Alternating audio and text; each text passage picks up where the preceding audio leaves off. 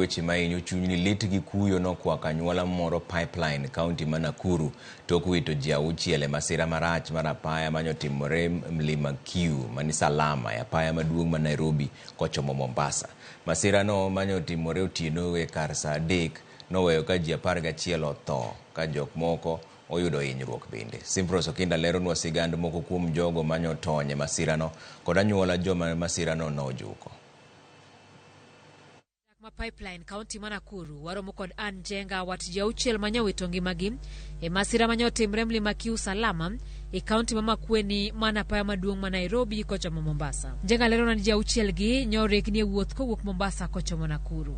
We were from Mombasa. We had gone for the Easter holidays to my aunt's place, and so on coming back, one of the cars that we had collided with a trailer, and it was a head-on collision. Anyuola gi noidho nyamburko 3 mane luore machiegni e kinde mane achiel kuom nyamburko matingo ji 14 mane rik gi kombo notuomore rigiri kod lori. Jenga wacho ni ji duto 14 mane nitiere i bas no ne gin wedegi, moko machiegni moko mabocho. They are all immediate family members, and we've lost 6 plus 1 family friend, so 7.